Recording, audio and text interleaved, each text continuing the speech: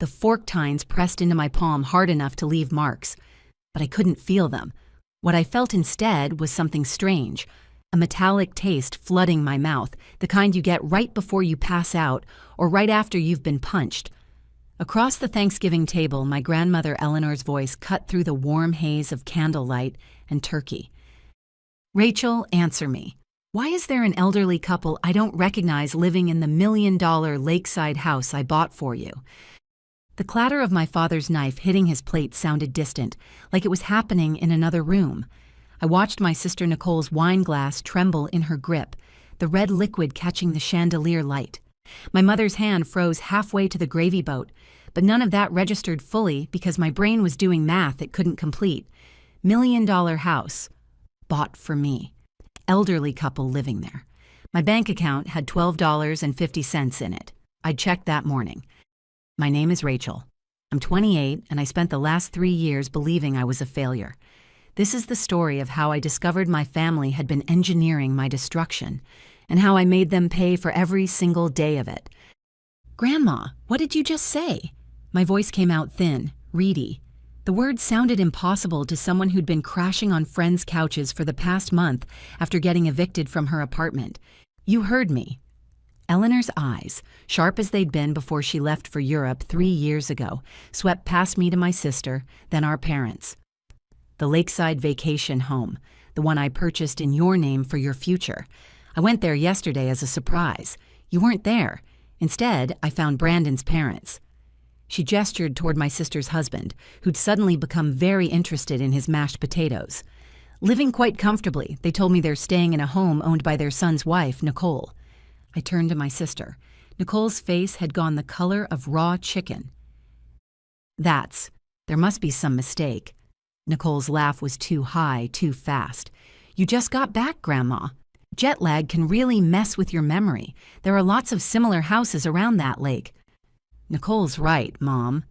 My mother Linda jumped in, dabbing at her forehead with her napkin. "You must be exhausted. Come on, the turkey's getting cold. We can sort this out later." "Be quiet." Eleanor's voice hit the table like a judge's gavel. Despite being 73, she projected enough force to make everyone flinch. My mind is not failing me. The address, the exterior, the dock with the blue trim. It was exactly the house I signed the contract for. She reached into her handbag and slid a photograph across the white tablecloth. And this is what Brandon's parents showed me when I asked why they were there. The image stopped my heart. A beautiful lakeside mansion, golden hour light warming its cedar siding, and standing in front of it, arms around each other, beaming at the camera, Nicole, Brandon, and his parents.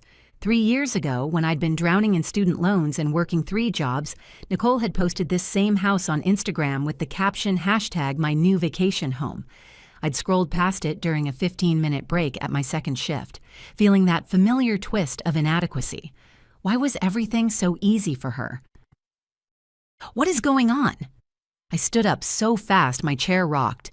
"Mom, Dad, if Grandma bought a house for me, why am I basically homeless? Why have I been sleeping on Emma's couch for a month?" My father, Michael, wouldn't meet my eyes. "It's complicated, sweetheart. Today's Thanksgiving. Talking about money at a family dinner isn't exactly—" "No." Eleanor cut him off. "We're clearing this up now. Rachel, you genuinely don't know anything about the $1 million vacation home I sent you 3 years ago." $1 million. The number didn't even seem real. I'd been eating ramen and canned soup for months. Last week, I'd calculated that if I picked up an extra shift, I could afford to buy real vegetables. "I don't know anything," I said. "I've never seen a vacation home.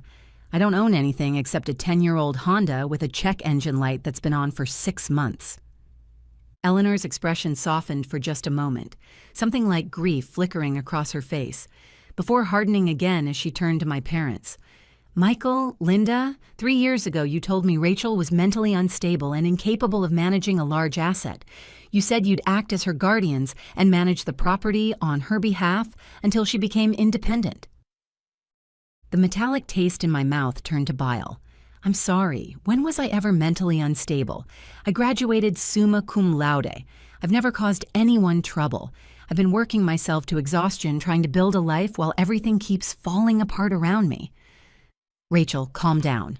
My mother's voice was low, her eyes carrying a warning I'd seen before. You're getting worked up. This is exactly what I mean by unstable. Don't you dare. The words came out sharper than I'd ever spoken to her. My chair toppled backward as I stood fully. When I couldn't make rent, you told me I wasn't trying hard enough. You said I needed to learn independence. And this whole time, you'd given my house, a house in my name, to Nicole? We did it for your own good, my father shouted, slamming his palm on the table hard enough to rattle the silverware. You don't have the capability to manage assets, so we entrusted it to someone responsible. Oh, shut up already. Nicole's voice cut through, shrill and defensive. A boring nobody like you doesn't deserve a house like that. We put it to good use. You should be thanking us. I stared at my sister, the one I'd defended in middle school when other girls were cruel to her, the one I'd tutored through college algebra, the one whose wedding I'd helped plan despite not being able to afford a new dress for it, and felt something fundamental break.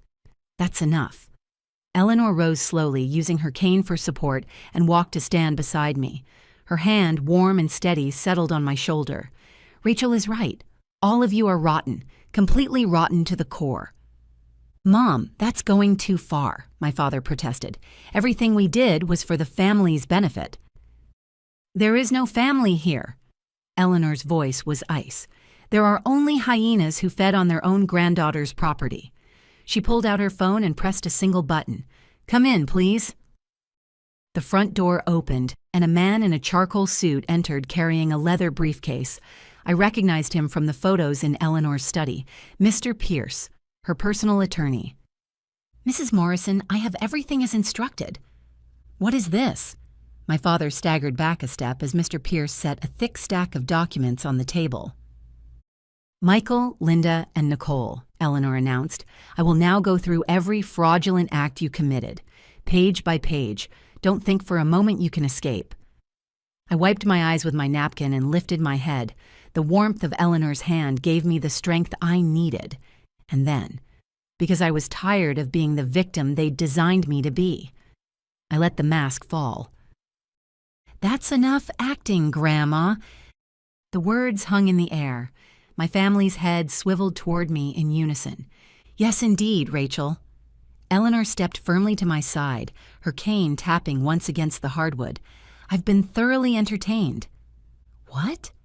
My mother's face went slack. Rachel, why are you laughing?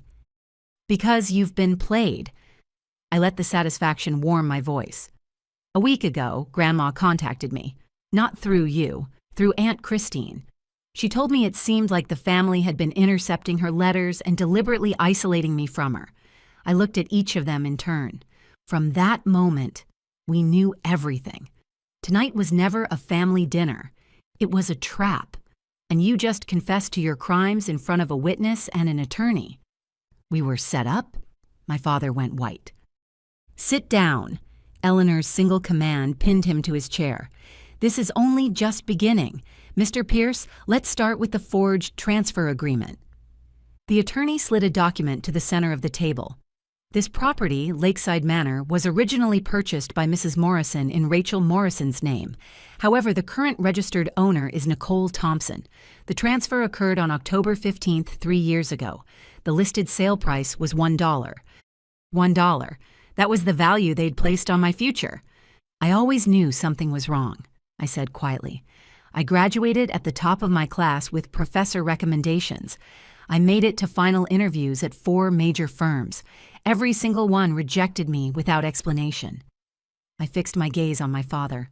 Around that time, anonymous emails were sent to their HR departments claiming I suffered from severe mental illness and had been a troublemaker at university.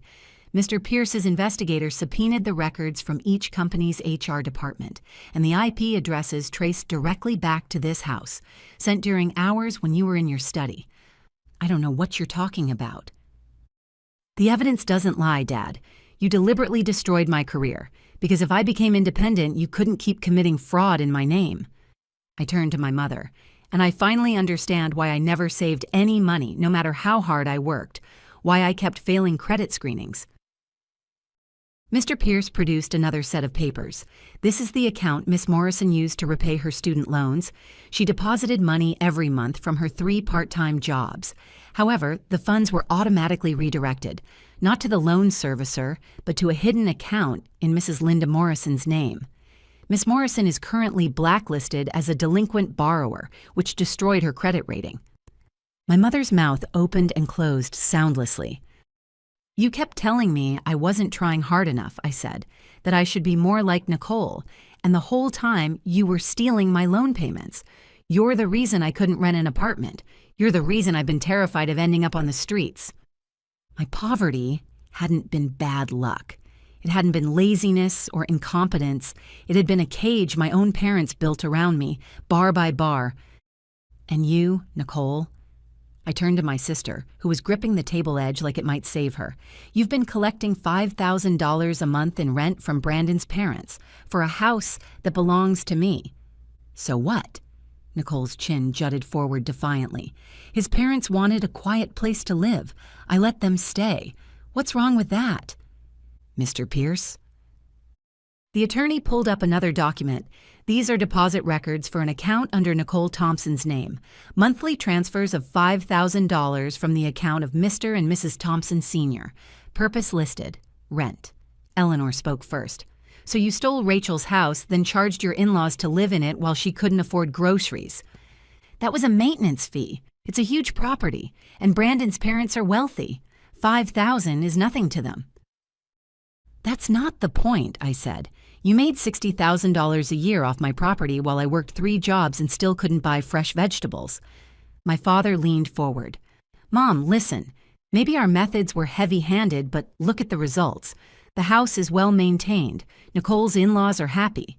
Isn't that better for the family than letting Rachel live there alone? We can give her a settlement, a consolation payment, and move forward. A consolation payment? Eleanor's voice dropped to something terrifying. When my granddaughter was on the verge of homelessness, you were profiting off her property, and now you want to settle this with cash? But Rachel is young. Hardship builds character, doesn't it? Shut up! Eleanor's roar echoed through the dining room. I wrote to Rachel every month for 3 years. Every letter asked how she was doing, if she needed anything. I never received a single response. You told me she was too mentally unstable to write back. I shook my head. Not one letter ever reached me. Because every letter was addressed to this house, Eleanor said coldly. You claimed you were holding them for her. You crushed my letters and severed every connection between us. Mr. Pierce cleared his throat. Regarding the transfer document, Mrs. Thompson claims validates her ownership. We conducted a digital forensic analysis. He pressed a button, and a magnified image appeared on his tablet. Beneath the paper fibers, a pattern of microscopic yellow dots emerged. This is a machine identification code. Color laser printers embed these dots to record the printer's serial number and print date. This document was printed 6 months ago. Nicole's mouth fell open. Strange, I said. Why would a contract supposedly signed 3 years ago be printed on paper that didn't exist until 6 months ago? I paused. I know exactly why. 6 months ago, Grandma contacted you and said she might be returning home soon. You panicked. Until then, you'd been squatting in my house based on nothing but verbal promises. But once Grandma came back and checked the records, you'd be exposed. So you forged documents, backdated to 3 years ago, to create legal cover. My father's face was gray. If you'd asked me to sign it, your scheme would have been revealed, so Nicole copied my handwriting and forged my signature.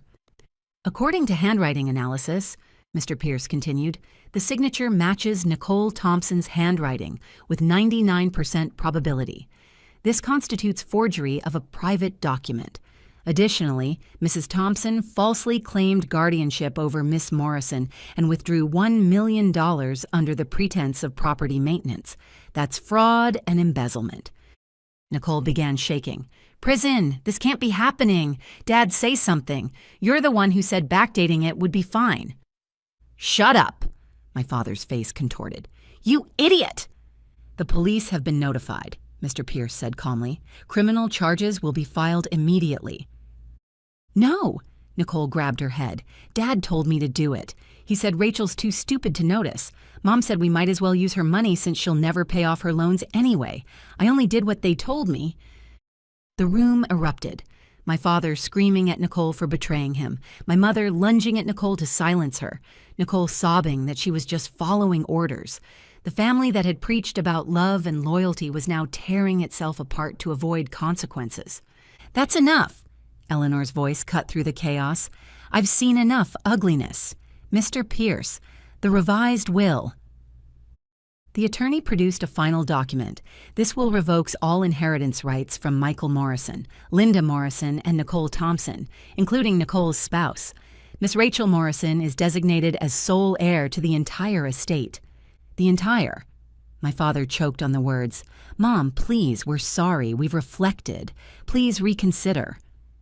My mother fell to her knees. "I'm sorry, Mom. I had a moment of weakness. Please." Eleanor looked down at them with eyes like winter. "If you want to apologize, do it to Rachel. She's the victim." 3 pairs of eyes turned to me, pleading, desperate, and underneath it that familiar assumption. We're family, so she'll forgive us. I lifted my wine glass and took a slow sip. Then I smiled. "No, I don't have any mercy left for you. What I have is an invoice." I accepted the final document from Mr. Pierce. "This is a demand for restitution of unjust enrichment over the past 3 years, plus damages for emotional distress. The total is $2 million. Payment due by tomorrow or criminal prosecution proceeds immediately." $2 million? My father's voice cracked. "We don't have that kind of money." "Then sell what you have. Your house, your cars, your jewelry, and that lakeside property. You'll vacate it within 72 hours. "No." Nicole collapsed to the floor. "If we kick Brandon's parents out, he'll divorce me." "That sounds like a personal problem, Nicole. When I lost my job and my credit was destroyed, did any of you worry about me? No. You laughed about it. Now it's your turn." Heavy knocking echoed through the house. 2 officers entered the dining room. "Nicole Thompson, please come with us." "No, help me. I didn't do anything wrong," Nicole screamed as they guided her toward the door. My parents were next, handcuffed in their own home, the home they'd paid for with money stolen from me. "Rachel, I'm sorry." My mother's makeup ran in black streaks down her cheeks. "I was wrong. Please, please drop the charges." I met her eyes. "Goodbye, Mom. You'll have plenty of time to think about what you did." As the police sirens faded into the November night, only Eleanor, Mr. Pierce, and I remained. The Thanksgiving candles had burned down to stubs. Cold turkeys sat untouched on silver platters. I let out a long breath. Not exhaustion, but release. Like a curse, finally lifting. "It's over, Grandma." Eleanor pulled me into a hug. "No, sweetheart, this is where it begins. Your real life." 1 year later, I'm standing on the wooden deck of Lakeside Manor, watching the morning mist rise off the water. The house is mine now, truly mine. Nicole's in-laws were evicted within 72 hours. They claimed ignorance, but their suspiciously low rent and unsigned lease made them accessories. The investigation took months. Brandon's parents ultimately avoided criminal charges by cooperating fully with prosecutors, but the reputational damage followed them. They've since moved out of state. Nicole received 3 years in federal prison. Brandon divorced her before the sentencing. She lost everything: her freedom, her marriage, her social standing, every dollar she'd squeezed out of my property. My parents declared bankruptcy. My father's business collapsed under the weight of legal fees and reputation damage. Last I heard, they're living in a studio apartment across town. I don't have their address. I don't want it. As for me, I started something I never expected after sharing my story online, anonymously at first. The response overwhelmed me. Hundreds of messages from people who recognize themselves in what happened to me. Family financial abuse, gaslighting, systems designed to keep victims trapped. So I built a consulting business, financial planning for survivors of family exploitation. I help people untangle the damage done by the people who were supposed to protect them. My calendar is booked 6 months out. My income is more than I ever dreamed during those years of 3 jobs and empty cupboards. I'm not angry anymore. I'm not sad. I'm just free. On weekends, Eleanor comes to stay. Aunt Christine visits occasionally, too. She's become the only other family I trust, the one person who helped Eleanor reach me when it mattered most. We sit by the fireplace she never got to see me enjoy, drinking tea, filling in 3 years of stolen conversations. Last Sunday, watching the sunset paint the lake gold and pink, she said something I'll never forget. "You didn't just reclaim what was taken from you, Rachel. Through integrity and courage, you built something even better." I looked at the house around me, the home I'd earned twice over, once through birthright and once through justice, the business that grew from my worst experience, the grandmother I'd nearly lost forever to my parents' cruelty. "I'm happy, Grandma," I said, and for the first time in years, I meant it completely. "This is my home, this is my life, and no one will ever take it from me again."